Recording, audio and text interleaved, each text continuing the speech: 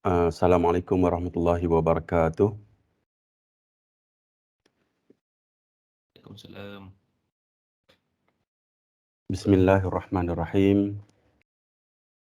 Innal hamdalillah nahmaduhu wa nasta'inuhu wa nastaghfiruh wa na'udzu billahi min syururi anfusina wa min sayyiati a'malina. Man yahdihillahu fala mudilla lahu wa man yudlil fala hadiya lahu.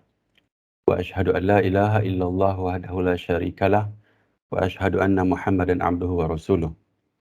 Segala puji bagi Allah. Kami memujinya, memohon pertolongan dan ampunan kepadanya. Kami berlindung kepada Allah dari kejahatan diri-diri kami dan teruknya amal perbuatan kami. Barang siapa yang Allah beri petunjuk, maka tidak ada yang dapat menyesatkannya, dan barang siapa yang Allah sesatkan, maka tidak ada yang dapat memberinya petunjuk. Saya bersaksi bahawa tidak ada ilah yang berhak diibadahi dengan benar kecuali Allah Subhanahu Wa Taala semata. Tidak ada sekutu baginya, dan saya bersaksi bahawa Nabi sallallahu alaihi wasallam adalah hamba dan rasulnya. Ya ayyuhallazina amanu taqullaha haqqa tuqatih wa la tamutunna illa wa antum muslimun.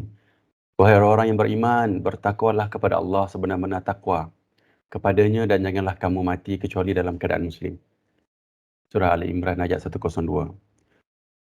Ya ayuhan nasu taqu rabbakumul ladzi khalaqakum min nafsin wahidatin wa khalaqa minha zawjaha wa batha minhuma rijalan katsiran wa nisaa'a.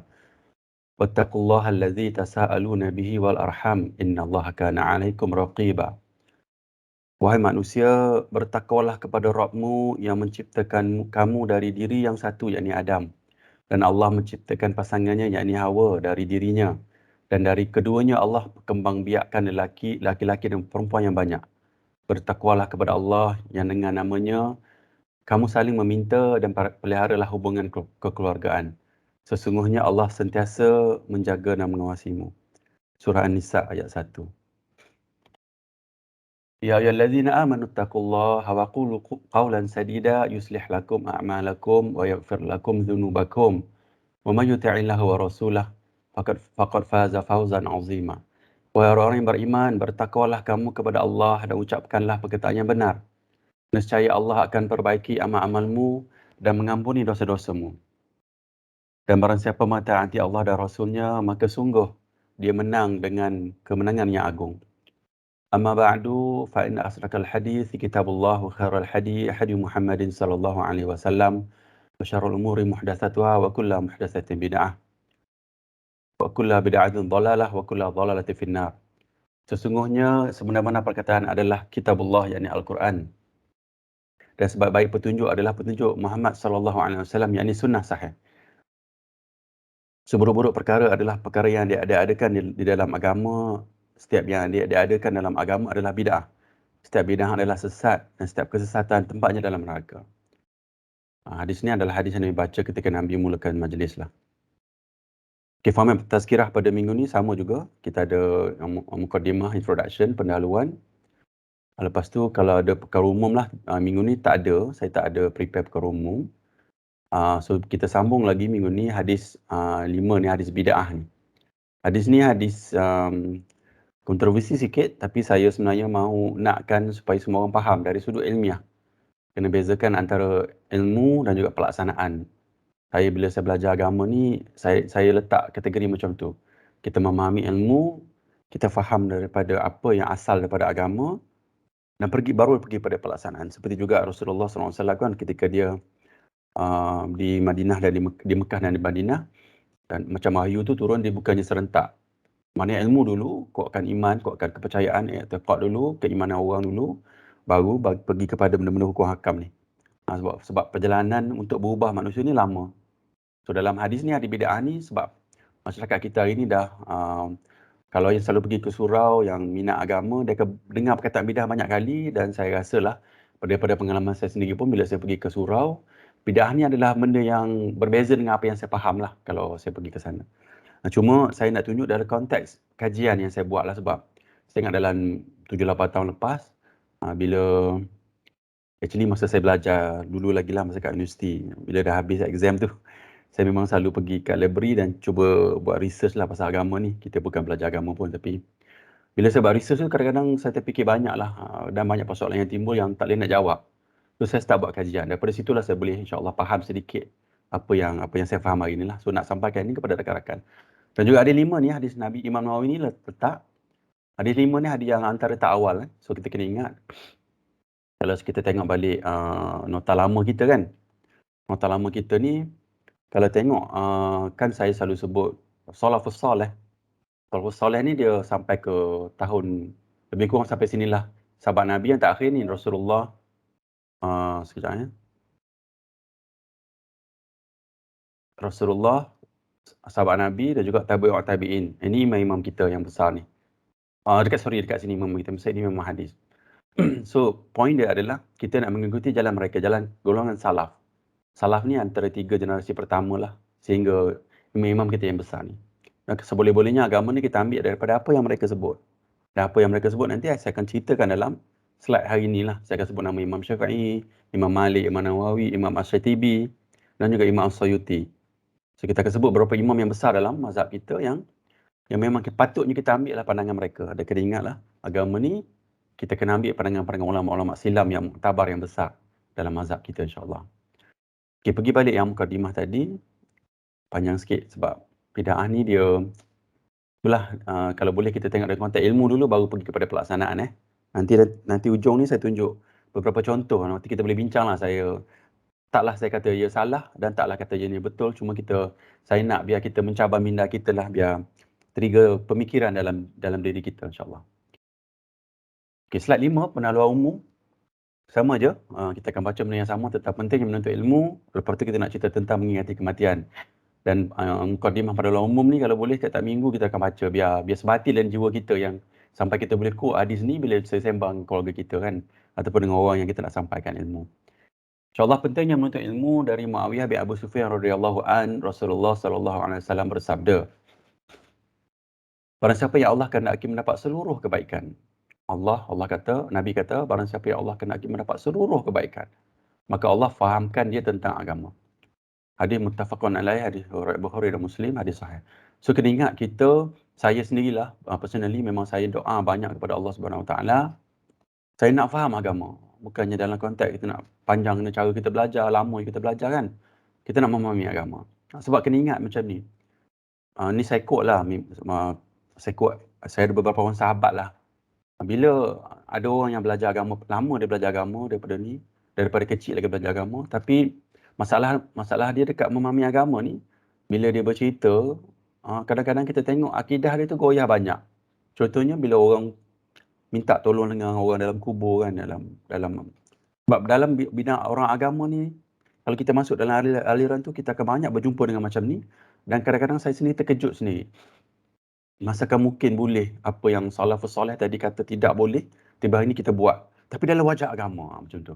So nak ceritanya kalau kita faham agama daripada golongan salaf lama dulu, yang saya cuba nak cerita yang bawa kod-kod daripada apa yang mereka akan sebut nanti, kita dalam konteks perjalanan untuk memahami agama.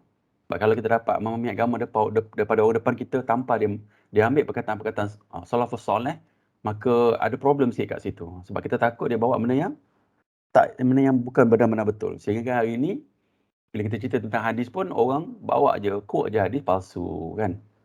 Jadi bahaya yang baca hadis palsu tu pun adalah tokoh agama yang besar yang kita hormat. Dan sangat menakutkanlah. So kita minta dengan Allah supaya Allah fahamkan kita tentang agama. Kita minta betul-betul sebab Nabi kata, bersaksilah ni benar, berimanlah kepada apa yang Nabi sebut. Nabi kata, kita nak fahamkan agama sebab Nabi kata Allah nak bagi seluruh kebaikan. So, kita minta dengan Allah Ta'ala supaya Allah fahamkan kita tentang agama insyaAllah. Kemudian bila dah faham agama, kita nak berdakwah. Daripada sahabat Sa'ad radhiyallahu an bahwasanya Rasulullah SAW bersabda kepada Ali radhiyallahu an, sekiranya Allah memberikan hidayah kepada seseorang melalui dirimu, itu lebih baik bagimu daripada memperoleh unta merah. Maksudnya barang yang paling berharga, muttafaqun alaih, riwayat Bukhari dan Muslim. Maksudnya bila dah kita faham agama, kita nak sampaikan kepada orang supaya orang tu berubah. Allah yang buka hati orang tu, tapi usaha, kesusahan, penderitaan. Rasa kecil hati kita kan bila kita dakwah ke orang belasah kita balik, orang cakap perkataan-perkataan yang tak sepatut dia cakap pun. Dan bila orang bercakap macam tu, dia kadang tak fikir perasaan orang yang hendak menolong orang lain kan. Dan perasaan kita tadi, pengalaman tadi tu, Allah akan bagi pahala yang banyak. Sebab memanglah itu fitrah, bila kita berdakwah ni, begitu keadaan dia, orang akan bantah, orang akan caci, orang akan ni.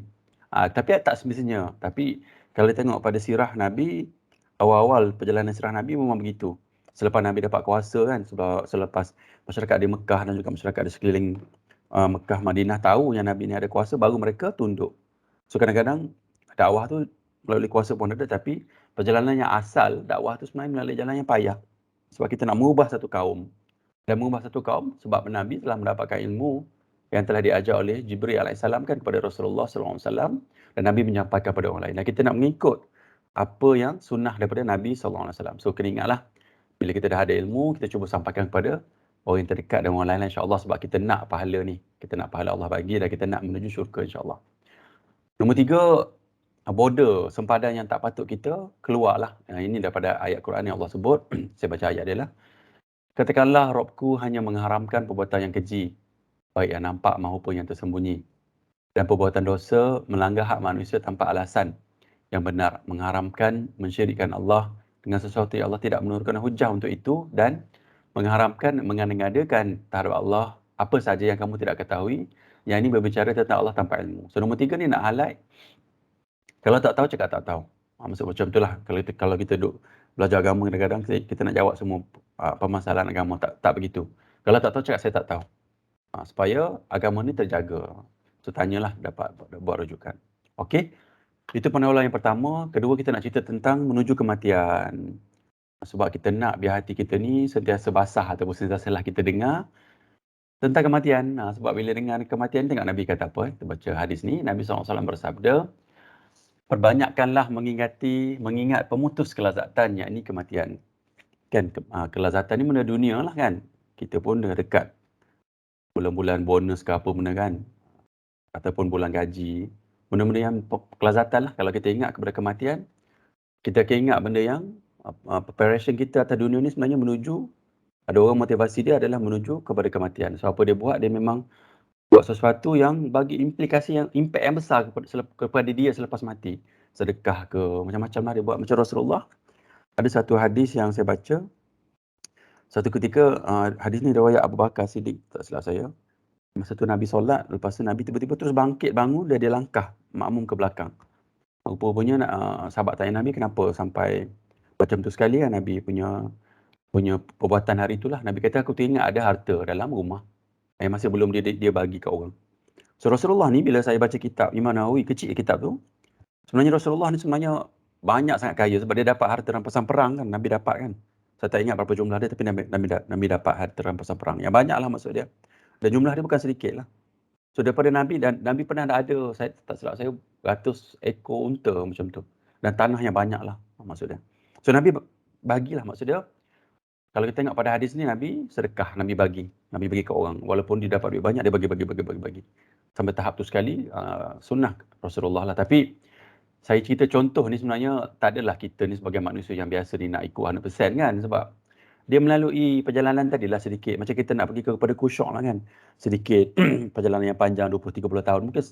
Mungkin sampailah ke tahap tu. Tapi untuk yang macam kita ni kan, yang pemula ni, yang awal-awal, yang iman pun tak kuat. Macam saya lah, iman pun tak kuat. Kita start daripada awal lah maknanya. Cuma kita tahulah apa yang paling baik. Dan kita sedang menuju ke situ. Selari dengan apa yang kita kata lah, ihdinas siratal mustaqim tu kan. Kita minta dengan Allah tunjukkan jalan tu. Kita dah tahu dah matlamat, kita nak duduk atas jalan je. Tak pergi lagi, tak sampai lagi. Kita nak ke arah tu lah, insyaAllah. Hadis nombor 2 daripada Ibnu Umar radhiyallahu an, ia berkata, saya pernah bersama Rasulullah SAW, lalu seorang Ansar mendatangi beliau. Ia memberi salam dan bertanya, wahai Rasulullah, mukmin manakah yang paling baik? Beliau bersabda, yang paling baik akhlaknya. So Nabi kata, orang yang paling baik adalah orang yang paling elok akhlak dia bagus lah. Kena jaga akhlak. Nombor 2, lalu mukmin manakah yang paling cerdas, yang paling cerdik? Orang Ansar tadi tanya. Beliau bersabda, Rasulullah SAW bersabda, yang paling banyak mengingati kematian dan yang paling baik dalam mempersiapkan diri untuk alam berikutnya. Itulah mereka yang paling cerdik, paling cerdas. So kena ingat dua key point kat sini. Satu, banyak ingat mati, dan 2, amalan yang berkualiti. Kena ingat amalan yang berkualiti adalah melalui apa yang Nabi cakap yang sahih. Sebab kena ingat, walaupun hari ini kita kata kita buat benda yang sahih kan, kena ingatlah Kita sudah jauh daripada Rasulullah. Dan kena ingat, kalau kita tengok pada sirah-sirah Nabi yang terdahulu, macam Kristian tengok kan, dah habislah agama dia. Habis licin. Dah tak jadi Islam dah. Macam agama Yahudi kan, dah tak jadi Islam dah. Agama kita masih lagi Islam, tapi bila ke belakang menuju kiamat ni, lama-lama habislah sampai Nabi sebut yang tak ada orang sebut nama Allah dah kan bila nak kiamat nanti kan. Maknanya agama Islam dah habis lah. So kena ingat, secara fitrahnya, secara natural ni, agama kita akan habis lah. Habis dengan benda macam ni lah. Dengan, kalau tengok pada sirah-sirah sebelum ni, yang mana yang merosakkan agama adalah bid'ah. Saya ulang lagi. Kalau tengok pada sirah-sirah agama sebelum ni, yang mana merosakkan agama adalah bid'ah. Dan bid'ah yang saya sebut, nanti saya akan ceritakan, saya dah cerita last week, sebenarnya adalah daripada sumber agama yang telah diubah ataupun yang tidak sahih. Ada orang yang nak agama ni memang dia pergi ke situ. So dalam konteks ni saya nak cerita, nak fokus kepada yang paling berkualiti. So kita nak benda yang paling berkualiti. Ya. Yang terpenting dengan yang penting. Kena faham untuk bezakan dua tu. Apa yang paling penting elok kita kan, dengan apa yang penting. Dahulukan yang paling penting lah. Kan macam mak kita kan, ada mak dengan ayah. Ataupun mak dengan isteri, mak kan. Yang paling penting apa? Mak kita lah. Keluarga kita. So kita kena faham letak hierarki yang terbaik. Cuma dalam akhlak dalam akhlak saya sebut tadi kan, ni Nabi kata yang akhlak ni dalam untuk menguruskan keadaan tersebut kena ada akhlak yang baik lah, kena tahulah cara dia, bukannya macam kita pergi belasah je isteri kita kan, tak ada agama, mak dulu, ayah dulu, tak ada, itu orang tak ada akhlak. So akhlak ni kena cakap elok-elok kan, pujuklah ataupun pandailah kita guna sunnah Nabi, tengoklah apa Nabi buat kan dalam kehidupan dia untuk jaga akhlak dan juga yang paling baik. Kita kena ingatlah, maknanya kecerdikan tu datang bila kita mengingati mati, akhlak kita berubah, tetapi kita tak nak juga orang kecil hati ataupun terasa. Pandailah kita dalam uruskan keadaan tersebut, tapi kita nak buat benda yang paling berkualiti, paling sahih daripada Nabi, insyaAllah. Tapi kena ingatlah, kadang-kadang benda agama ni, dia tak ada kat sini orang yang selalu sebut kat mulut dia akhlak. Contoh, saya bagi contoh kan, orang agama yang maybe dia ikut tabligh lah. Sebab contoh je ni, tak semua macam ni. Ditinggalkan anak isteri dia, dia pergi khuruj, dia keluar 40 hari ke apa kan, tanpa tinggalkan nafkah. Tak semualah, maknanya ada satu dua mungkin. Sebagai contoh je, jangan kecil hati pula ada orang ikut tabligh. Saya dulu pernah ikut tabligh juga. So maksud dia ada kes-kes yang macam ni yang tak baik. Tapi maksud dia menggunakan agama kan, gunakan agama dalam konteks untuk agama tu, tapi dia menzalimi keluarga dia. Maksudnya tidaklah, maknanya tidak kenalah kat sini, tidak. Maknanya kalau dua hari kita baca hari ni tidak kena. Tapi zahirnya nampak macam bagus lah. Tapi tidak begitu. So orang yang ada ilmu ni, bila nak menuju kebijaksanaan dia kena faham benda tu ya. Okey. So kita tengok balik kita punya gambar rajah ni. So kita sekarang ni berada di alam dunia. Tak lama lagi kita akan mati. Saya sebut lagi, tak lama lagi kita akan mati. Ingatlah, kita akan mati satu hari nanti. Bayangkan dalam kubur nanti bagaimana keadaan kita kan. Kalau kita baca hadis-hadis, sedikit hadis yang cerita tentang nikmat tu. Yang banyaknya ancaman. Kenapa begitu? Sebab banyak ancaman. Maknanya nak ceritanya macam mak kita lah bagi nasihat kan. Jangan sokok. Kat kita lah kan. Jangan tu, jangan ni. Kan kadang-kadang kita fikir, tak berapa positif lah tak banyak benda yang positif. Sebab apa? Sebab mak kita nampak benda-benda yang berlaku di sekeliling ni yang sangat, dan dia tahu daripada pengalaman lama dia dah hidup kan. Ramai orang yang akan terpengaruh dengan rokok ataupun benda-benda yang tak elok kan. Begitu juga fitrahnya apabila Allah sebut tentang hari-hari yang banyak tentang azab, maka kita kena ingat banyak orang kena azab. Majoriti je. So kita kena jadi orang yang sedikit tadi tu yang dalam konteks ni lah, ingat kematian, kita nak bersiap sedia, kita nak halanglah azab, kita nak jadikan kubur kita adalah satu nikmat kepada kita. InsyaAllah dalam grup kita ni, insyaAllah semua kita doa kepada Allah supaya semua dapat nikmat dalam alam kubur.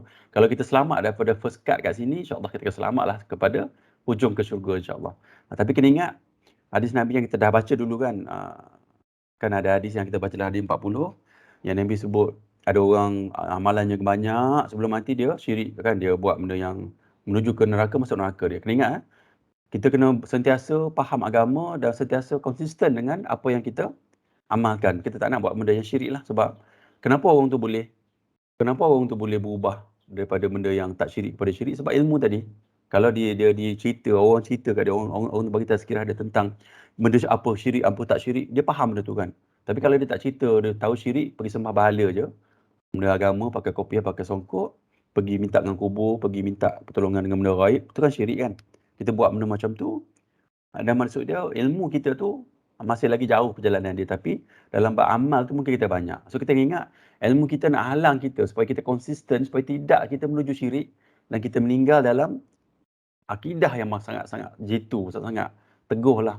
Dan ada hadis yang kita baca dah sebelum ni kan, yang Allah kata, siapa yang akidah dia sangat-sangat teguh, sangat jitu, yang tidak syirikkan Allah, dosa banyak mana pun Allah nak ampun, Allah boleh ampun semua. Tanpa kita minta tolong, minta ampun pun. Sebab apa? Pentingnya akidah yang bagus, yang tidak syirikkan Allah. Okay? So harapannya kita alam dunia ni kita tidak syirikkan Allah, kita buatlah benda-benda wajib, benda-benda sunat yang Allah nak, kita berakhlak yang baik dan kita ingat kepada kematian. Pergi ke alam kubur, panjang ni cerita dia, kita nak ke syurga insya-Allah. Kita dan keluarga kita dan semua orang Muslim lah yang terkenal.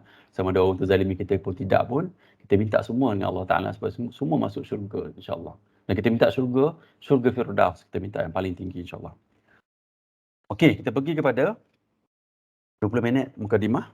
Kita pergi kepada hadis yang kita nak baca hari ni. So saya nak buat sedikit mukadimah lah sedikit untuk hadis ni. Kena ingat hadis Imam Nawawi adalah imam, sebab kita tak nak kita pandang lekeh pada siapa yang kita sedang baca ni. Kadang-kadang kita macam tadi lah, yang terpenting dengan yang penting. Imam Nawawi adalah orang kedua dalam mazhab kita yang sangat besar lah, maksud dia. Maknanya dia ni, dua ni terpenting. Yang ni penting lah. Ini penting juga. Yang paling penting dua ni. Maknanya kita letak, kalau Imam Nawawi kata pandangan dia A, atau Imam Syafi'i kata pandangan dia A, kita dahulukan pandangan dia. Lepas tu baru kita kaji. Macam tu keadaan dia. Maknanya sama juga dengan hadis. Bila Nabi sebut ada yang sahih, kita tak boleh nak meloncat. Sebab kita buat benda yang tak sahih kan, contoh. Kita meloncat, apa ni, bla bla bla. Imam, ustaz dah, ulama dah bincang lama. Kita sami'na wa ata'na. Kita dengar apa yang Nabi kata sebab kita cinta kepada Rasulullah sallallahu alaihi wasallam. Kita kata ya Allah, betul lah. Kita taat dulu apa dia kata dan kita cuba hurai lepas tu, cuba tengok. Kadang-kadang majoriti lah kalau saya jumpa sahabat-sahabat yang ada benda yang dia buat. Sebab kita akan hurai benda bid'ah ni, benda yang bukan daripada sunnah sahih. Kadang-kadang dia terlompat sikit dengan hadis tu, lepas tu dia defensif lah. Tetapi bila kita betul-betul tengok dan kaji, sebenarnya apa yang Nabi kata tu memang benar lah, memang sahih lah. Memang tak boleh buat apa amalan tu kalau nak letak dalam konteks ilmiah, manakah amalan yang sunnah sahih, mana yang tidak, mana yang dia tidak sahih lah maksud dia. Cuma kita lah pula kan nak tengok, sebab antara benda yang kita buat kuliah ni sebab saya nak semai kecintaan kita kepada salafus soleh ni, imam-imam kita yang kita duk sebutkan, Imam Syafi'i, Imam Malik, Imam Ahmad Hanbal, Imam Hanafi, Rasulullah dengan sahabat-sahabat Nabi yang lain kan, Khulafa ar-Rasyidin tu. Kita nak semai kecintaan kita kepada mereka. Dan kita nak berada di kalangan mereka lah di mahsyar nanti kan. Kita cinta pada mereka. Kita nak duduk dengan Imam Nawawi. Kita nak duduk dengan Imam Syafi'i. Kita nak duduk dengan Rasulullah SAW. Kita nak duduk dengan Abu Bakar Siddiq. Kita nak duduk dengan Umar Al-Khattab nanti kat mahsyar nanti. Kita nak duduk dengan Imam Bukhari. Kita naklah ada nak jumpa. Kita baca kitab dia banyak kan. Baca kitab Sahih Muslim. Imam Nawawi lah dia syarah pada Sahih Muslim. Kita duduk fikir, ya Allah, satu hari nanti kat mahsyar nanti nak jumpa Imam Nawawi ni, tengok orang macam mana. Kita nak duduk di kalangan orang yang baik kalau boleh, dan kita nak ikut pandangan-pandangan mereka ni, sebab insya-Allah pandangan mereka ni adalah mengikuti apa yang Nabi nak, insya-Allah. So Imam Nawawi kat sini yang besar lah. Kena ingat dia terpenting, orang lain penting tapi dia lebih penting. So pandangan dia tak boleh kita pandang sebelah mata. Okey. So Imam Nawawi ni sangat-sangat besar dalam mazhab kita. Kita kena ingat kenapa dia letak hadis 40 ni untuk Muslim ni memahami, maknanya majoriti daripada agama. Dan hadis-hadis yang saya sebut selalunya, saya akan bawa hadis lain kan, contoh sunnah bid'ah, ada banyak lagi hadis-hadis ayat Quran yang kita bawa. Sebenarnya apart from belajar 42 hadis ni, mungkin kita belajar beratus-ratus hadis kita akan baca nanti insya-Allah. Okey. Cuma hadis ni kalau kita nak belajar, kita start dengan hadis 40. So later nanti kalau dah habis, kita cuba ambil kitab yang besar sikitlah, Riyadhus Salihin. Dia dalam 1000 hadis lah, kita boleh baca laju-laju. Dan the advance sikitlah ni baru pergi kepada kita hadis lain, ada hadis Imam Bukhari, Imam Muslim. Tapi saya pun tak ikut pun. Bukhari Muslim tu ada tengok sikit je, yang Riyadhus Salihin tu pun dah ikut lah. Yang ni pun saya dah ikut lah, insya-Allah. Okey, so hari ni kita nak baca, kita nak hurai sikit tentang hadis 5 sambungan ni, insya-Allah. Mungkin session yang last lah, next week kita akan ambil yang lain pula lah. Okey, saya ulang balik hadis dia, kita baca hadis dia. Hadis ni adalah hadis nombor 2499 dalam kitab Sahih Bukhari. telah menceritakan kepada kami Yaqub, maknanya Imam Bukhari ni bagi tahu Yaqub ni dah bagi tahu Imam Bukhari. Dan Yaqub ni bagi tahu dia dengar daripada Ibrahim bin Sa'ad. Ibrahim bin Sa'ad ni dengar daripada ayah dia. Ayah dia pula dengar daripada Al-Qasim bin Muhammad. Dan Al-Qasim bin Muhammad ni ni adalah dia dengar daripada Aisyah radhiyallahu anha. Aisyah radhiyallahu anha dengar daripada Nabi. Maknanya ni dia panggil perawi hadis. Perawi hadis dia panggil perawi hadis. Chain of narration. Ni perawi hadis. So Rasulullah bagi tahu, Rasulullah bersabda kepada Aisyah radhiyallahu anha, barang siapa yang mengadakan sesuatu yang baru dalam perkara agama kami dan tidak ada dalil dalam perkara agama ini, maka hal itu tertolak. Maknanya kalau tengok bawah ni saya ambil hadis banyak lah. Maknanya Imam Ambal pun ada riwayat hadis ni. Yang hijau ni semua sahih lah. Isnad hijau ni menunjukkan dia sahih. Muslim ada, ni semua Muslim ada, Abu Dawud ada, Ibnu Majah ada, banyak lah hadis dia. Kat sini kita recap balik. Minggu lepas kita kata bid'ah ni adalah benda agama saja. Tak diterima. Benda dunia ni tak bid'ah lah. Tapi kalau kita dengar orang bagi tahu, begitu naik motor tu bid'ah lah. Itulah kita rasa macam jangan rendah sangat tu saya. Jangan macam tu kan. Jangan malu lah kalau kita dengar macam tu kan. Sebab kita cerita benda agama kan. Kalau kita kata, habis tu tak boleh naik inilah. Kalau naik LRT tu, bid'ah lah. Bid'ah lah atas dari sudut bahasa. Tapi dari sudut hadis ni bukan. So kena ingatlah, janganlah kita ambil. Sebab marahnya kita kepada seseorang, kita pukul rata je. Lepas tu kita berharap supaya orang kat bawah yang mendengar perkataan kita tu tak cerdik. Jangan begitulah. Kita kena letak orang yang kita sedang berbicara ni lebih cerdik daripada kita lah. Mereka ni tahu, letak sikit ilmu tu. Tahap sepatutnya lah, jangan rendahkan sangat. Sebab saya rasa manusia umumnya di Malaysia ni, orang memang memahami agama lah. Sebab dia pun belajar kan. Belajar. Cuma kecenderungan tu kurang sikit lah. Yang mana nak pada agama, dia cari. Tapi yang tak nak tu, dia tak. Tapi dia ada basic dia. Basis dia ada. Okay. So bid'ah ni adalah bid'ah dalam konteks agama saja. Nabi kata yang tak ada dalil. Yang tak ada dalil, kita tak, yang bukan agama lah, maka dia tertolak, Nabi kata. Okay, recap balik lagi.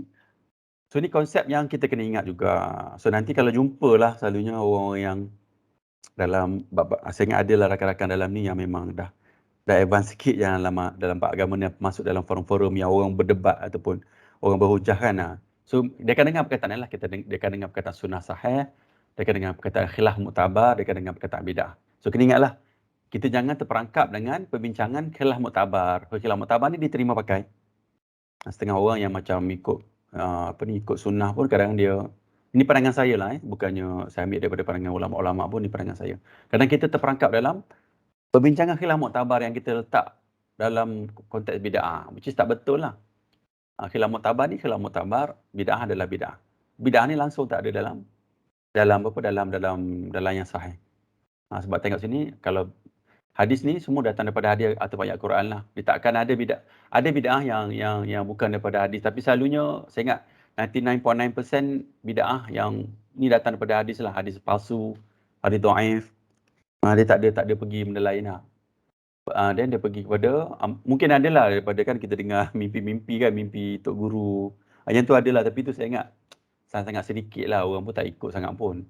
Selalunya orang kan, orang akan rasa syok bila dengan Nabi kan. Ni Nabi buat. Tanpa mengetahui sama ada ia adalah benar-benar sahih atau tidak lah. Tapi nama Nabi tu akan lebih orang nak buat lah. Selain daripada selain daripada nama Tok Guru. Dan selalunya Tok Guru ni orang yang memang belajar dekat tempat maybe sekolah ke apa kan. So hadis ni ada dhaif dan palsu. Dia pergi kepada bid'ah. Yang lain tu dia jadi sunnah, khilaf muktabar, hadis sahih, ijtihad ulama. So ini dalam konteks diterima, yang ni tertolak yang ikut pada hadis tadi. Okey, kalau ada soalan boleh masuk je. Kita masa pun ada panjang lagi. Saya recap lagi. Siapa yang terancam atas bid'ah ini adalah orang-orang yang cenderung pada agama. Dia sebab dia nak kepada agama kan. Yang tak nak agama ni, dia tak sibuk sangat dengan bid'ah ni lah. Punca dia daripada hadis tadi, hadis sahih yang tidak sahih. Saya dah cerita kat atas kan, nak biar kita lebih memahami lah. Sebut banyak kali kan, lama dia lekat dalam jiwa kita. Ini baru saya buat lah hari weekend hari tu. Realiti terjadinya bid'ah. Saya baca ayat ni. Ulama ijtihad ibadat, tetapi hadis ada juga ijtihad dia daripada hadis dhaif palsu. Atau salah faham maksud ni. Maksud dia, pada ketika dia buat tu sebenarnya hadis tu dia sangka hadis tu adalah sahih.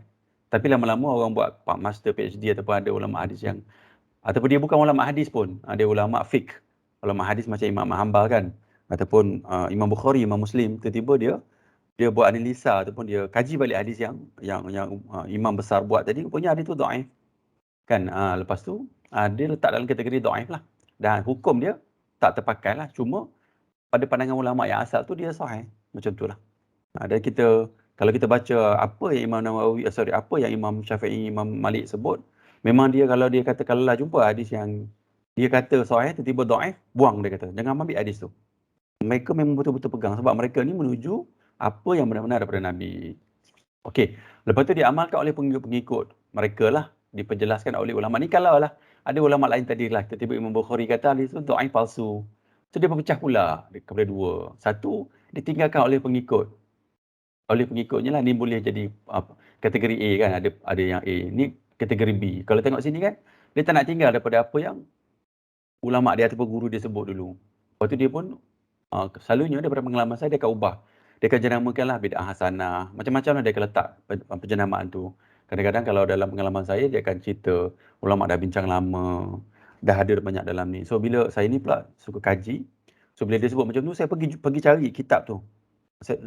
Alhamdulillah dalam beberapa occasion saya memang jumpa pun, dan saya tengok apa penghujah yang mereka pakai. Dan memang saya kata, alamak, hadis ni hadis umum, kenapa dia pakai untuk kes yang spesifik? Dia banyak penjangkaan. Bila saya tengok macam, alamak, ini hadis dhaif, alamak, kenapa? Kan?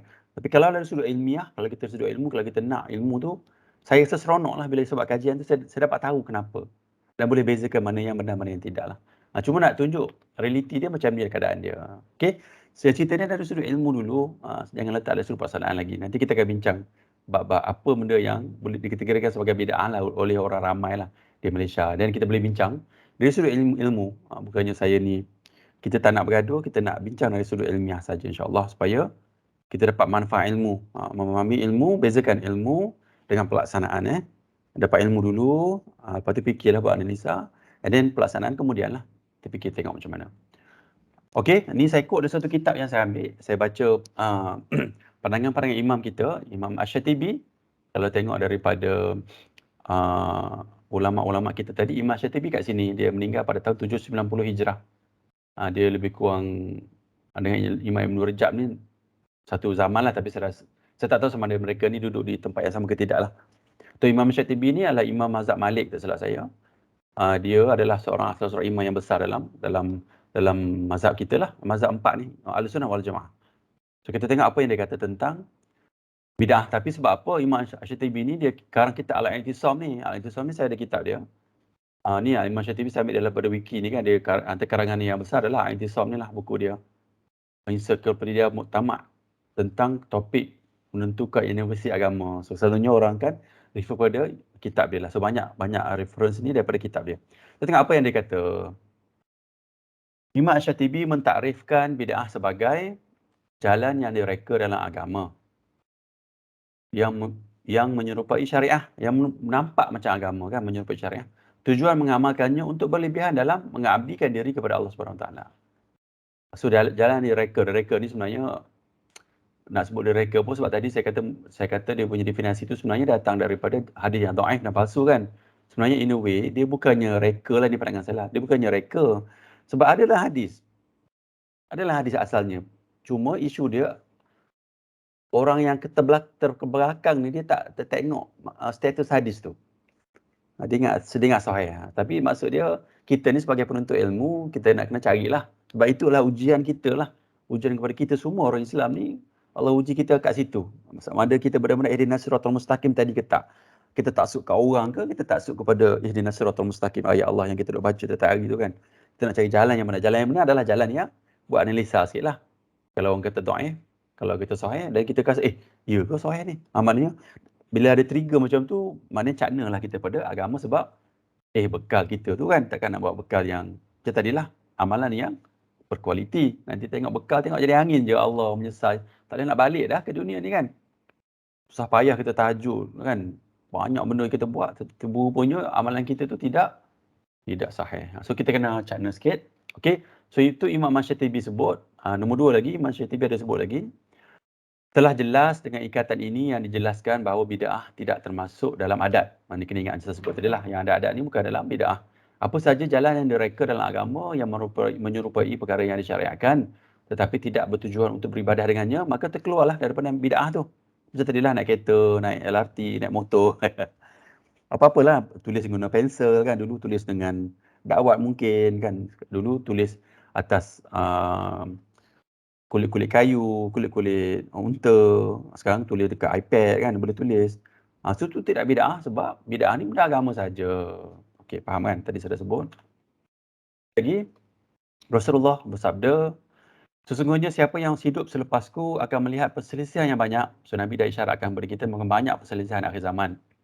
Maka hendaklah kalian berpegang kepada sunnahku dan sunnah Khulafa' ar-Rasyidin yang mendapat petunjuk.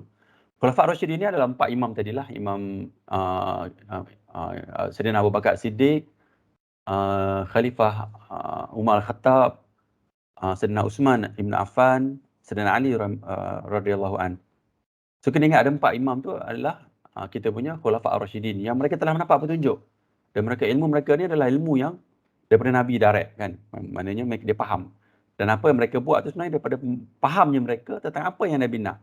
So kena ikut apa yang mereka sunnah mereka lah maksudnya. Berpeganglah dengannya dan gigitlah dengan geraham. Tengok Nabi kata biar gigit kuat gigitan lah dalam mulut kita ni. Tempat yang paling kuat gigitan dia adalah pressure per square inch dia adalah tempat geraham lah kan. Tak ada tempat lain lah geraham. So kena betul-betul pegang dengan sunnah sahih tu. Jauhilah kamu dalam perkara-perkara yang dia ada-adakan dalam agama kerana setiap yang dia ada-adakan itu adalah bid'ah dan setiap bid'ah itu adalah sesat. Tengok Nabi sebut hadis sahih tentang bahayanya bid'ah dan Nabi bagi panduan kepada kita apa yang paling benar adalah daripada Nabi dan juga daripada 4 Khulafa' ar-Rasyidin. So kita kena ikut dia. Cuma yang daripada Khulafa' ar-Rasyidin ni pun kena pastikan yang sahih juga. Kan contohnya macam Syiah kan dia ada ambil pandangan, dia ambil daripada Sayyidina Ali kan. Kadang-kadang kalau saya baca kitab Syiah pun banyak yang tidak sahih pun dalam tu. Kan nak tahu sahih tadi kita ada kelas lain lah yang cerita tentang bagaimana hadis tu dikategorikan pada sahih dhaif palsu. Sebab dia ada perawi dia panggil ilmu jarah wa ta'dil. Dia mengkritik penyampai hadis tu. Tapi kita kena pastikan tu juga. Tak boleh nak kata saya ikut Abu Bakar padahal ikut benda yang syirik. Padahal bukannya apa yang Abu Bakar buat. Sedang Abu Bakar buat, kita cuma ambil nama dia. Kenapa saya sebut ni? Sebab saya dah kena macam ni. Saya pernah pergi ke satu surau tu, saya tengok seorang sahabat ni dia ada bawa buku. So saya pegang buku tu, kita ni curiosity tinggi kan. Saya tengok buku apa, saya kata pegang lepas ni rupanya buku sesat. Buku Wahdatul Wujud. Lepas tu dia syarah saya, dia syarah dia kata, "Oh ini pandangan Imam Abu Bakar Siddiq." Saya kata, "Macam mana pula Abu Bakar Sayyidina Abu Bakar sebut benda-benda macam ni?" Tak betul lah. Maknanya apa yang dia ambil tu adalah daripada benda yang tidak sahih. Dia sebab dia rasa sebab nama orang besar kan, nama sahabat Nabi. So dia rasa dia nak pegang, dia rasa betul. So kena hati-hati juga. Penipuan orang ni tidak sahaja kepada Nabi. Maknanya kita nak sebut, Nabi tu pun dia boleh palsukan hadis, apa lagi manusia lain. So kena ingat juga, untuk ambil sunnah Khulafa' ar-Rasyidin pun mesti melalui jalan yang sahih. Okey? So Imam Malik, tengok Imam Malik kata apa. Siapa yang membuat bid'ah dalam Islam dan menganggapnya baik, maka dia telah mendakwa Muhammad sallallahu alaihi wasallam mengkhianati risalah. Ini kerana Allah telah berfirman, pada hari ini aku telah sempurnakan agama kamu. Pada apa yang pada hari ini tersebut tidak menjadi agama, maka tidak menjadi agama pada hari ini. Maknanya Imam Malik ni, ini daripada Ash-Shatibi juga, dia kata kalau orang tu buat benda bid'ah, dia sangka tu daripada Nabi semua kan, maknanya dia mengkhianati apa yang Nabi bawa. Besar ni maksud dia ni. So, in a way nak beritahu janganlah ambil yang sahih lah, insyaAllah. Ni kalau hurai panjang ni dia jadi hukum lain pula. Takut bila kita tengok apa yang Imam Malik sebut. Satu lagi saya nak sebut adalah dari angle yang lain. Kita kena ingat, kalau kita baca hadis ni, kita baca ni asar lah ataupun periwayatan yang Imam Malik sebut ni kan. Kasar kan sebut pandangan dia kan. Kita tengok kadang-kadang ulama zaman silam ni sebab kita tak biasa dengan apa yang mereka sebut, apa yang mereka tulis kan. Tengok, dia orang ni nahi mungkarnya kuat masa zaman dia. Imam Syafi'i sehinggakan orang pada zaman dulu dia panggil Nasrul Sunnah, pembela sunnah. Sampai bela sunnah ni bukannya kata duduk, berzikir, tengah malam bangun, sujud banyak. Tak begitu. Pembela sunnah ni adalah orang yang nahi mungkar tadi tu. Orang yang datang untuk berdebat dengan dia tentang agama. Dia bawa hujah-hujah agama dan dia bentras benda-benda yang bid'ah. Maknanya mereka ni adalah orang yang bergerak membawa agama pada zaman dulu. Sebab kita tak nampak dah. Apa yang mereka ada dulu kan kita ada kat depan kita hari ni je. Tengok pada apa yang Imam Malik sebut. Kadang-kadang saya baca perkataan-perkataan ulama ni kadang mereka sebut benda yang kasar pun. Benda yang kita kata, oh kasarnya. Tapi itulah menunjuk kecintaan dia kepada Nabi. Sebab dia nak pertahankan apa yang Nabi buat. Dia sebut perkataan tu. Tapi kalau dia nampak lemah lembut, lonely, bagaimana dia nak dakwah? Kan? Okey. Dan bagaimana orang nak tahu pandangan dia yang benar kan? Kata dia macam relax, lembut. Kita ingat orang yang kuat agama ni macam tak kuat. Ibn Rajab Al-Hambali ni, kalau saya baca dalam kisah dia, Ibn Rajab ni, dia memang kuat bergusti, memang kuat fizikal ni memang kuat. Dia pernah pertandingan pedang tu salah saya, dia menang. Tapi dia ulama besar. Menunjukkan dia fizikal yang kuat, menunjukkan dia memang dia orang jaga pada zaman dulu. Sebab dia orang ni memahami agama daripada kacamata Nabi tu sendiri. Sebab ini dah jauh kan kita tak nampak benda tu. Cuma mereka ni bila, sebab tu saya kata, sunnah ni sebenarnya kalau nampak sangat-sangat moden untuk kita. Kalau kita faham agama sebenarnya. Nampak sangat-sangat moden. Dia tak duduk jumuk, dia tak duduk. Maknanya, ketika marah, dia marah lah. Sebab apa yang kita sebut itu kan, dalam hadis yang la taqdab kan.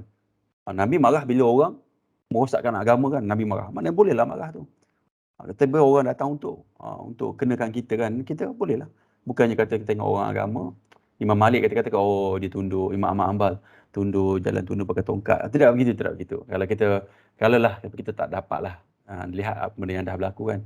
Kita nampak bagaimana mereka hidup melalui, kita nak tahu, kita kena baca buku-buku mereka lah, kita akan nampak insyaAllah. Okey, surah 18. Dalam syarah Muslim, Imam Nawawi sebut, saya baca yang atas ni saja, sesungguhnya yang menjadi sunnah bagi salam. Ini Imam Nawawi quote satu example lah apa yang dikatakan bid'ah. Ini Imam Nawawi yang saya kata, yang terbesar, yang terpenting tadi tu, buat contoh tadi kan. Apa yang Imam Nawawi kata dalam syarah Sahih Muslim? Sesungguhnya yang menjadi sunnah bagi salam adalah solat dengan berkata, Assalamualaikum warahmatullahi sebelah kanan, Assalamualaikum warahmatullahi sebelah kiri. Tidak disunatkan menambah wabarakatuh. Sekalipun ia disebut dalam hadis dhaif dan disyaratkan oleh sebagian ulama, namun ia adalah satu bid'ah. Kerana tidak ada hadis yang sahih yang menganjurkannya. Bahkan yang sahih dalam hadis ini dan selainnya adalah meninggalkan tambahan tu. Mana Imam Nawawi sebut, mana yang tak ada dalam hadis yang dhaif, mana yang tak ada dalam hadis yang sahih, tinggalkan. Imam Nawawi sebut sendiri macam tu kan. Kalau kita tengok hari ni pun, kalau kita faham apa yang Imam Nawawi buat pada zaman dia, benda macam inilah yang dia sebut. Sebab kita tak ada pada zaman dia, kita tak tahu apa yang dia buat. Tapi Imam besar mengisyaratkan perkara yang tidak ada dalam hadis dhaif, kita tak buatlah macam tu. So ni kitab syarah Sahih Muslim lah yang Nawawi sebut. So saya baca lagi yang belah ni. Berkata Imam As-Sayuti rahimahullah berkenaan dengan melafazkan niat semua solat. Baca dalam konteks ilmu, saya tahu saya pun buat benda ni, kita baca dalam konteks ilmu supaya kita faham kan. Nanti kalau kita kata kita dah defensif, bila nak masuk ilmu baru kan. Jadi kita ambil dalam keadaan positif lah. Kalau salah nanti, kalau lah buat rujukan tiba salah, dan tinggalkanlah apa yang saya sebut ni. Tapi insyaAllah betul lah. Sebab kita bawa daripada dalil-dalil dan juga perkataan ulama yang muktabar, yang besar. InsyaAllah. Cuma itulah penerimaan atau pelaksanaan tu kemudianlah kita tengok dulu. Tengok dulu apa yang Imam Syuuti kata. Dari bid'ah yang sayah, saya tak tahu maksud sayah ni, itu adalah waswah dalam niat solat. Itu bukan dari perbuatan Nabi SAW dan para sahabat baginda. Mereka tidak pernah melafazkan sedikit pun niat solat. Mereka hanya terus takbir. Maknanya zaman dulu ataupun daripada hadis yang sahih, Nabi katakan, Sallu kama ra'aituni usalli kan. Nabi terus, Allahu Akbar, angkat takbir. Nabi kata, solatlah seperti mana kamu melihat saya solat. Terus Nabi angkat takbir. Nabi tak baca lah niat usalli semua tu lah. Cuma nak tunjuk, betul. Masa kita belajar sekolah agama kecil-kecil dulu, memang Ustazah sebut pun kan. Sebab kita ni orang Melayu kan, kita bacalah sebab takut lupa. Tapi itu tidak diisyaratkan dalam sunnah. Cuma dalam konteks ilmiah, benda tu disebut sebab takrifan bid'ah tu adalah benda yang tidak daripada hadis yang sahih. Benda-benda yang dia reka-reka, dia ada-adakan kan. Kita fahamlah kenapa orang buat. Cuma dari sudut ilmiah kita kata itu tidak sahih. Itu tidak daripada sunnah Nabi. Tapi cuma itulah, benda macam ni banyak orang akan berdebat, berbincang lah. Cuma saya nak bawa daripada apa yang benar-benar yang disebut oleh para imam yang muktabar lah, supaya kita boleh faham. At least ada sedikit pemahaman kat sini lah. Satu lagi hadis yang selalu saya baca, kita baca hadis ni, Nabi SAW bersabda, sesungguhnya Bani Israel berpecah kepada 72 puak dan umatku berpecah kepada 73 puak. kesemua mereka dalam neraka kecuali satu puak. Mereka, para sahabat bertanya, apakah puak itu, wahai Rasulullah SAW? Jawab baginda, apa yang aku dan para sahabatku berada di atasnya. Menunjukkan, benda yang sahih itu adalah yang diterima oleh agama. So Nabi sebut kat sini ada 73 Muslim berpecah daripada zaman Nabi sampai kiamat lah ni. Lepas tu Nabi kata satu je yang akan betul-betul benarlah yang akan masuk syurga. Nabi kata, sahabat tanya, yang mana satu yang masuk syurga? Yang ikut sahabat Nabi. Cuma ayat ni, maksud dia kalau kita nak faham betul-betul, ramailah maksud dia orang yang tak ikut sahabat Nabi pun tak ambil yang sahih. Mungkin dia sebut nama je tapi benar-benar sahih daripada Nabi dan Rasul dia tak ambil pun. Tak semualah, maksud dia campur adukkan. Dan agama nanti kita akan baca hadis yang Nabi larang kita campur adukkan benda yang betul dan benda yang silap. So kita kena faham hadis 40 pun Imam Nawawi letak benda tu sebab apa? Besar maksud dia dalam kehidupan kita. Kita akan ambil yang buanglah yang tak sahih tu. Macam tu lah, jangan campur adukkan. Sebab kita takut tiba-tiba apa yang pandangan kita tu bukan dalam konteks fiqh saja. Kita ambil benda yang akidah juga. Bila ambil akidah yang tak sahih, Allah takut tadi nampak beramal kuat, mati ya alamak, masuk neraka dia tak mau. So biarlah, maknanya kalau nak ambil sahih. Lebih selamat lah kan daripada ambil ni tak sahih. Ambil yang sahih. Dan memanglah akan banyak orang menentang kita lah kan. Itu ujian yang kita alami hari ni yang sekejap ni adalah bekalan kita lah nanti lepas mati. Nanti kita nampak apa yang kita ambil sahih. Dan kita pun depan maybe di masyarakat nanti, kalau niat kita yang baik, kita cakap lah memang kita nak ikut Rasulullah kan. Kalau kita tersilap dalam sedang mengikuti jalan tu, kita nak buat macam mana? Tapi at least ihdinas siratal mustaqim tu kita ikut. So ini Imam Nawawi sebut dalam syarah Sahih Muslim. Nawawi kata, maksud ungkapan sahabat-sahabatku adalah penyelamat umatku. Ialah mereka menyelamatkan umat dari zahirnya bid'ah, mengadakan perkara baru dalam agama, fitnah kepada agama. Fitnah kekacauan agama. Zahirnya syaitan, Rom dan selainnya ke atas mereka. Macam itulah. So benda yang sama yang saya sebut tadi. Imam Nawawi pun sebut benda yang sama. Okey, ini satu contoh. Kita ada baca satu contoh je lah. Imam Malik ni sebut dalam rekod yang Imam Syatibi ni rekod lah yang Imam Malik sebut. Seorang lelaki telah datang kepada Imam Malik rahimahullah dan berkata, wahai Abu Abdullah, ini gelaran Imam Malik lah. Dari mana saya patut berihram? Jawab Imam Malik, daripada Zuhulaifah. Di mana tempat yang Rasulullah berihram? Maksudnya Imam Malik beritahu, tempat berihram tu tempat yang Nabi buat lah kan, yang sunnah Nabi lah. Kata lelaki itu, saya ingin berihram di masjid Nabi. Jawab Imam Malik, jangan buat demikian. Kata lelaki itu lagi, saya ingin berihram daripada kubur Nabi SAW. Jawab Imam Malik, jangan buat macam tu, jangan buat demikian. Saya bimbang menimpa ke atas dirimu fitnah kekacauan. Tanya lelaki itu, apa fitnah dia? Apa yang kekacauannya? Ia adalah jarak yang aku tambah. Jawab Imam Malik, Imam Malik kata apa? Apakah lagi fitnah yang lebih besar daripada engkau melihat bahawa engkau telah mendahului satu kelebihan yang Rasulullah SAW telah menguranginya. Sesungguhnya aku telah mendengar Allah berfirman, maksudnya. Oleh itu, hendaklah mereka yang mengingkari perintahnya beringat serta berjaga-jaga. Jangan mereka ditimpa bala bencana atau ditimpa azab yang seksa yang tidak terperi sakitnya. Mana Imam Malik ni tegur orang ni, dia kata janganlah buat apa yang Nabi tak buat. Tapi orang ni niat dia baik kan. Niat dia kata takkan dia tak buat dekat tempat yang maksiat, dia buat tempat dia nak ihram di masjid Nabi. Lagi bagus kan dia kata, sebab masjid Nabi ada nombor 2, dia kata dekat nak buat kat kubur Nabi lagi bagus. Tapi Nabi tak buat kat situ, Nabi buat Zuhulaifah ni. So Imam Malik tegur dia. Maksud ayat ni Nabi kata, lebih kurang Imam Malik kata, Imam Malik ancam dia dengan azab. Maknanya orang ni buat bid'ah ni, Imam Malik ambil ayat Quran, kata tak nak ikut Nabi, pahala bencana akan datang atau dia tempat azab seksa yang tak terperi sakitnya. Macam tu lah. Maknanya tegas lah daripada ayat tu. Kan maksud dia. So kita kena ingatlah, bila imam-imam besar ni yang memahami agama daripada kita kan, bila dia sebut benda macam ni, kita nak kena ambil cakna banyak lah, sebab kita takut kita jadi macam orang ni. Tak apalah, sebab kita sedang dalam konteks sebagai pelajar kan, sedang belajar insyaAllah. Apa yang saya sampaikan ni kita nak supaya suburlah ilmu dan kita boleh sedikit sebanyak memahamilah sedikit apa yang imam-imam besar dulu buat lah tentang bab bid'ah ni. Satu lagi ni imam zaman sekarang, dia masih hidup lagi, Imam Yusuf Al-Qaradawi ni. Ini pasal malam ni sebut Syakban. Tengok apa yang Dr. Yusuf Al-Qaradawi sebut. Tidak pernah dia meriwayatkan daripada Nabi SAW dan para sahabat bahawa mereka berhimpun di masjid untuk menghidupkan malam nisfu Syaban. Hari ni ada orang buat kan, dia buat sampai rekod-rekod ada kan, tahajud di masjid semua ni kan. Membaca doa tertentu dan solat tertentu seperti yang kita lihat pada sebahagian negeri orang Islam. Dia sebut benda hari ni lah, sebab dia masih ada dengan kita ni. Bahkan di sebahagian negeri orang ramai berhimpun pada malam tersebut sebab maghrib di masjid. Mereka membaca surah Yasin dan solat 2 rakaat dengan niat yang panjang umur, dengan niat panjang umur, 2 rakaat lain dengan niat tidak bergantung kepada manusia. Kemudian mereka membaca doa yang tidak pernah dipetik dari golongan salaf. Maknanya salaf pun tak baca doa tu. Para sahabat tabi'in tak baca pun. Ianya ada satu doa yang panjang yang menyanggah nas-nas Quran dan Sunnah. Juga bercanggahan dengan, bertentangan dengan maknanya. Sebenarnya, in fact, ulama sekarang pun ada yang bantah lah sebab dia memahami apa maksud bid'ah. Okey, ada 10 minit lagi saya.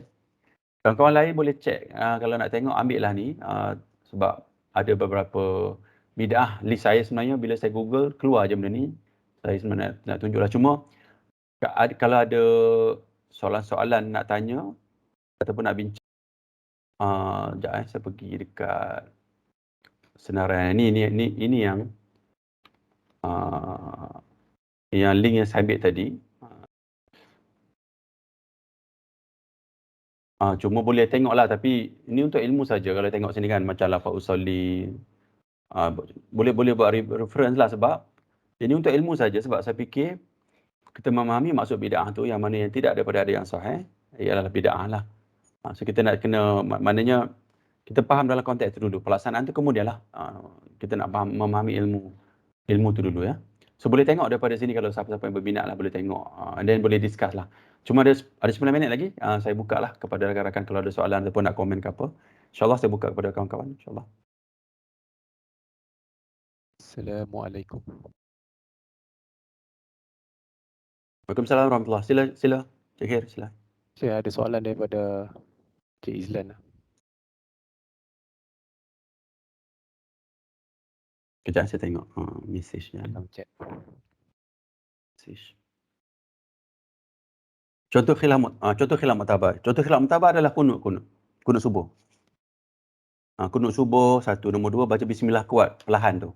Kalau orang baca solat yang jahar yang kuat tu kan. Solat maghrib, isyak, subuh, kadang-kadang orang, imam dia Allahu Akbar, dia baca surah. Iftitah dia pun Alhamdulillahi Rabbil Alamin. Bismillah dia perlahan. Bismillahirrahmanirrahim. Alhamdulillahi Rabbil Alamin. Ataupun macam kita Imam Syafi'i, Bismillahirrahmanirrahim. Alhamdulillahi Rabbil Alamin. So khilaf muktabar tu sebagai 2 contoh lah. Pertama contoh yang kunut subuh. Pandangan lain, kunut tu adalah kunut apa dia panggil lah nama kunut tu? Macam nama Mu'tazilah tengok. Kunut nazilah. Kunut nazilah, kunut bila ada bala. Ada bala saja. Tapi mazhab kita kunut subuh adalah kunut memang sentiasa adalah sunnah muakkadah. Dan juga baca bismillah perlahan kuat tu. Itu antara contoh khilaf muktabar, Cik Izlan. Semoga terjawab.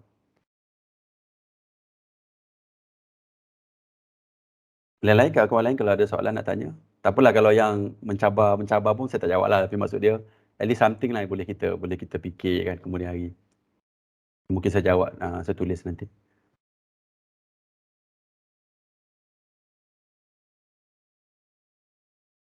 Tak ada soalan tentang bid'ah. Topik panas ni. Tak ada soalan Okey, kalau tak ada saya ingat saya stop kat sini je. Kita ada 6 minit lagi kan. Betul Cik Khair, tak ada soalan Cik Khair Tak ada. Okey, kalau tak ada insya-Allah saya berhenti di sini. Kalau ada soalan lain boleh tanya sebab benda ni berlaku di kalangan masyarakat kita pun. Dan kalau nak tahu, sebab saya tengok dari sudut ilmu saja, sebab kita tengok dari sudut ilmiah, bagi je katalah kalau ada apa-apa yang rasa tak betul, bagi dan saya cuba jawablah. Sebab ni dalam konteks saya nak pahala tadi, ada ilmu, nak sampaikan, dan mungkin dan besar Allah bagi saya pahala yang banyak lah. Walaupun saya silap kan, katalah saya silap, sebab saya dalam konteks untuk cari yang paling benar. Kita minta dengan Allah supaya Allah bagi benda yang paling benar. Apa yang Nabi dan sahabat-sahabat Nabi dulu buatlah pada zaman mereka, sebab kita sudah jauh daripada Nabi. Dan memang dalam hadis Nabi sebut, jauhnya perjalanan sampai ke nak kiamat nanti, habislah agama kita ni. Dan kita dalam perjalanan untuk nak habis agama lah. Lambat lagi kiamatnya. Cuma benda-benda yang impurity sudah masuk banyak. So kita nak supaya kita dapat benda yang paling sahih daripada Rasulullah SAW. Okey, kita akhiri kita punya tazkirah pada minggu ini dengan doa kafarah yang saya akan baca ni insya-Allah. Subhanakallahumma wa bihamdika asyhadu an la ilaha illa anta astaghfiruka wa atubu ilaik. Wassallallahu ala sayyidina Muhammadin wa ala alihi wasallam. Assalamualaikum warahmatullahi wabarakatuh.